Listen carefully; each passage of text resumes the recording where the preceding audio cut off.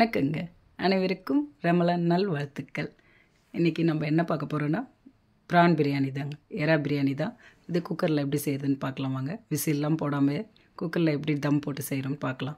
முதல்ல ஒரு குக்கரில் நான் 100 கிராம் எண்ணெய் எடுத்துக்கினேன். அது கூடவே பட்டை, லவங்கம், ஏலக்காய், பிரியாணி மசாலா மொத்தமே போட்டுட்டு கூடவே ஒரு 200 கிராம் வெங்காயம் அதை நல்லா மெல்லிசாக நீல வாக்கில் அரிஞ்சிட்டு ஒரு கண்ணாடி பதம் வர அளவுக்கு வதக்கிக்கலாங்க. கொஞ்சம் லேசாக உப்பு போட்டிங்கன்னா நல்லாவே வதங்கிடும் வெங்காயம் சீக்கிரம். இது கூடவே புதினா வீட்டிலே பறிச்சது கொஞ்சம் நல்லா கிள்ளி எடுத்துக்கினேன். பாருங்கள் எவ்வளோ ஃப்ரெஷ்ஷாக இருக்குது. அதையும் கிள்ளி எடுத்துகிட்டு அதையும் போட்டுக்கலாம். முதல்ல இதுக்கப்புறம் தக்காளி, அது ஒரு 100 கிராம் தக்காளி. நான் 2 தக்காளி மீடியம் சைஸ் தக்காளி தான் போட்டிருக்கேன். ஏன்னா பிரியாணிக்கு எறா பிரியாணிக்கு தக்காளி அவ்வளோ தேவையில்லை. தக்காளி போட்டு அதையும் கொஞ்சம் நல்லா வதக்கிக்கலாம்.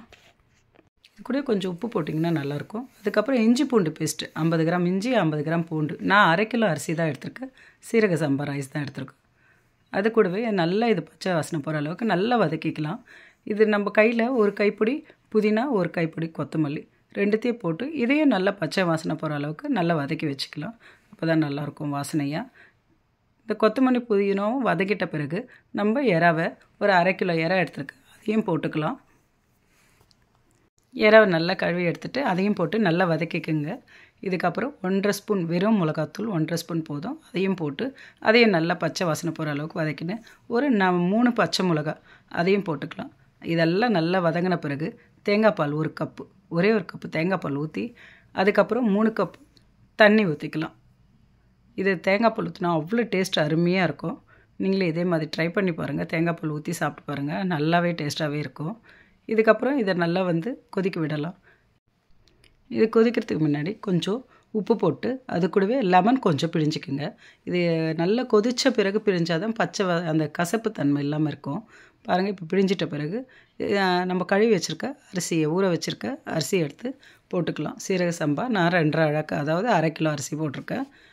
இது நல்லா கொதித்து கொஞ்சம் தண்ணி இருக்கும் போது தம் போட்டுடலாம். தவா வச்சு அதுக்கு மேலே இந்த குக்கரையும் வச்சு விசில் போடாமல் இந்த மாதிரி வச்சு தம் போட்டுருங்க. சிம்மரில் வச்சு போட்டுருங்க. அதுக்கப்புறம் இந்த மாதிரி பலன்னு பிரியாணி ரெடி ஆகிடுச்சு.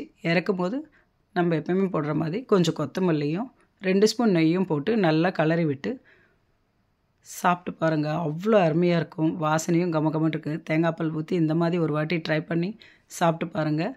பிரியாணி, எறா பிரியாணி அவ்வளோ டேஸ்ட்டாக இருக்கும். இது கூட நான் வெள்ளரிக்காய் தயிர் பச்சடி வச்சுருக்கேன். இன்றைக்கி வெள்ளரிக்காய் தயிர் பச்சடியும் இந்த பிரியாணியும் அவ்வளோ அருமையாக இருக்கும். இதே மாதிரி நீங்களும் ட்ரை பண்ணி பாருங்கள். மறுபடியும் நாளைக்கு பார்க்கலாம்.